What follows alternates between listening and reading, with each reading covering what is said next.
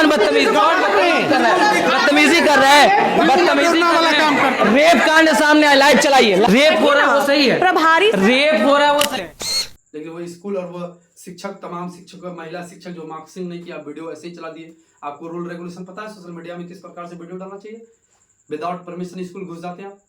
ऐसी मामलों में कहना कि प्रशासन से आपसे सवाल करना था, जनप्रतिनिधि के सवाल करना था, आपके क्षेत्र में ऐसी घटना हुई, आप क्यों चुप है?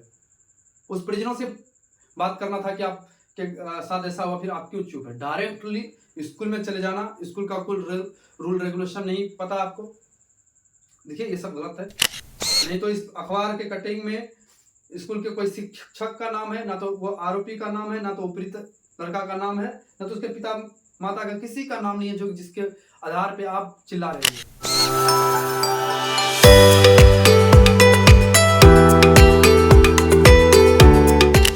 जय हिंद, नमस्कार। आप देख रहे हैं न्यूज नियंत्रण निरंजन के साथ।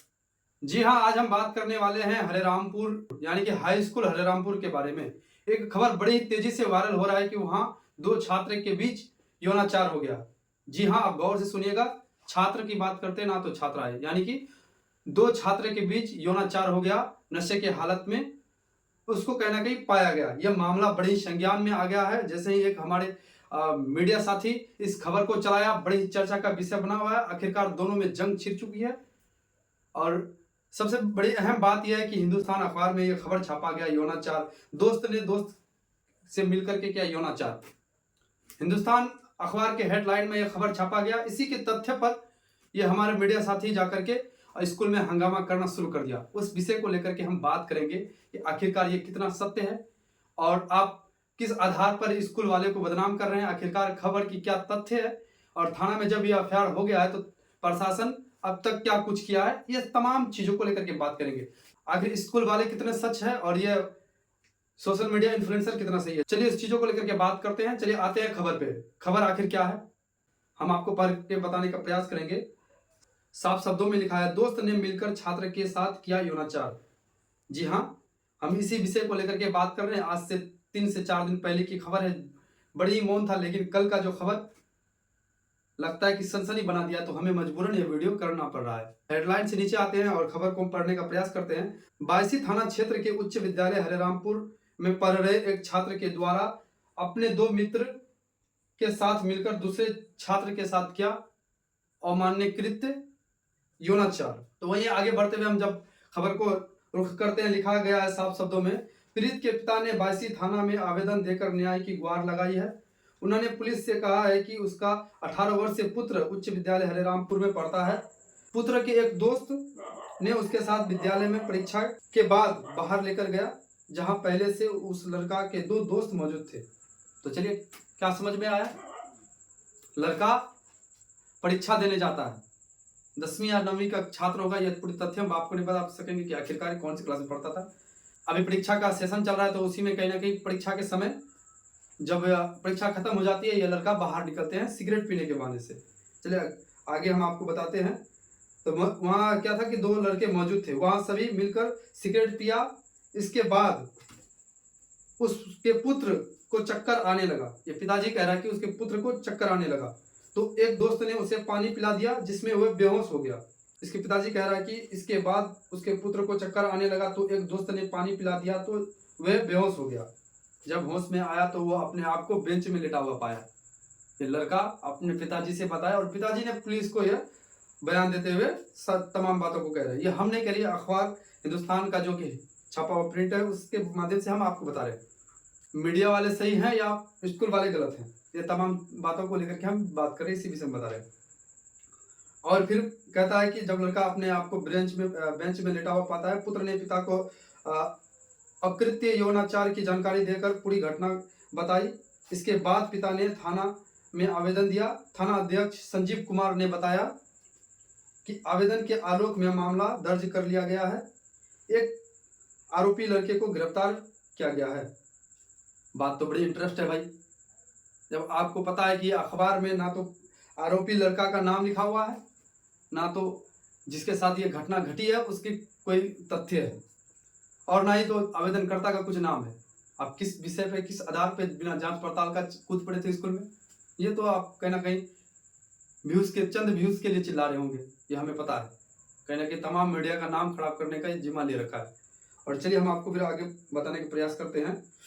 तो लड़का को जब गिरफ्तार किया गया है, फिर लड़के को मेडिकल जांच के लिए भेज दिया गया। जी हाँ, अभी तक ये तथ्य पूरा नहीं हुआ है कि सही मायने में उसके साथ ये दुष्व्यवहार किया गया या यौनाचारी किया गया। आखिरकार किस आधार पे आप चिल्ला रहे होंगे? क्यों बिना बात का दम बिगुल ठोक रहे थे, स्कूल का नाम खराब कर रहे थे? तमाम दर्जनों टीचर के सामने में आप जिस प्रकार से गला फाड़ फाड़ के चिल्ला रहे थे, ये कितने सही है? ये करना आपका क्या उचित था? नहीं तो आप किसी का से अप्रूवल लेकर के आए थे, ना तो किसी अधिकारी से इस विषय में बात किए कि हम उस स्कूल में जाकर के पुष्टि करने का काम करेंगे।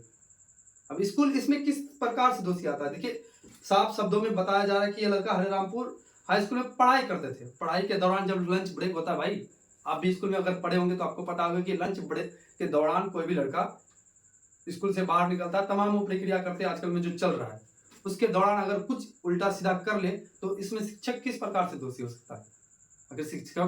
आखिर शिक्षक को तो भी लंच चाहिए, उसको भी तो समय चाहिए, 5-10 मिनट। इस दौरान अगर कोई ऐसी हरकत कर लेते हैं तमाम हरकतों में, तो इसमें शिक्षक का क्या दोषी? स्कूल इसमें क्या कर सकता है? कहीं ना कहीं ये दर्शाया जाता है कि उस लड़का और वो आरोपी जो है, उसके परिवार में संस्कार का कमी होगा, उस लड़का में संस्कार का कमी होगा कि इस प्रकार का घिनौना हरकत किया। कोई नाबालिग तो लड़का है नहीं, बालिग लड़का है, 18 वर्षीय है, हाई स्कूल में पढ़ने वाला छात्र है। बेवजह आप चिल्ला रहे थे। देखिए, आप पहले तथ्यों को जानिए। कोई भी विषय में अगर आप बात कर रहे हैं, उस चीजों को दोनों एंगल में देखिए कि ये कितनी सही था, आखिर फिजिकल हुआ किस प्रकार से, क्यों हुआ, इसका क्या मन में था, आखिर हुआ या नहीं कि आरोप लगाया जा रहा।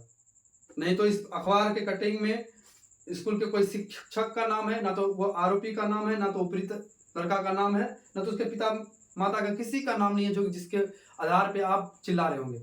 सबसे पहले आपको इस पुष्टि करने के लिए उस व्यक्ति के पास जाना था जो इस चीज से ग्रसित है। आप उस आरोपी के घर पे जाते, जो गिरफ्तार हो गया, उसके परिजनों से मिलने का प्रयास करते, तब जाकर के आप बातों को रख सकते थे, स्कूल में जाकर के हंगामा कर सकते थे।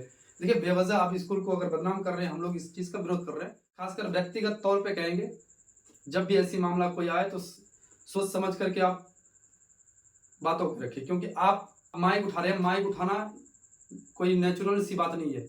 आप पे लोग भरोसा कर रहे हैं, आप पे लोग आधारित है आपके खबरों से। अगर आप कुछ दिखा रहे तो उससे प्रभावित हो जाते हैं क्षेत्र में। तो सोच समझ के कुछ भी रखिए। ये देखिए, ये सब चीजें चंद व्यू के लिए नहीं होता भाई। चंद व्यू पा लेना अपने आप में पॉपुलैरिटी कितना गया होगा? 3-4 लाख 5 लाख क्या मिल गया होगा आपको? 1500 फॉलोवर्स मिलेंगे, इससे क्या होगा? लेकिन वो स्कूल और वो शिक्षक, तमाम शिक्षक, महिला शिक्षक जो मार्क्सिंग नहीं किया, वीडियो ऐसे ही चला दिए। आपको रूल रेगुलेशन पता है सोशल मीडिया में किस प्रकार से वीडियो डालना चाहिए? विदाउट परमिशन स्कूल घुस जाते हैं। ऐसी मामलों में कहना कि प्रशासन से आपसे सवाल करना था, जनप्रतिनिधि के सवाल करना था, आपके क्षेत्र में ऐसी घटना हुई, आप क्यों चुप है?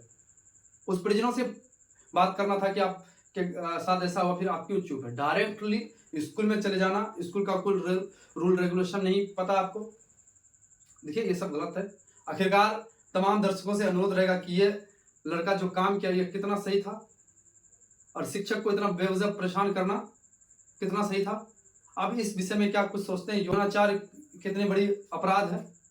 ये तमाम चीजों को लेकर के आप क्या प्रतिक्रिया दे सकते हैं, कमेंट बॉक्स में देंगे। तब तक के लिए धन्यवाद। आप देख रहे थे न्यूज नियंत्रण पे ये वीडियो निरंजन के साथ। जय हिंद।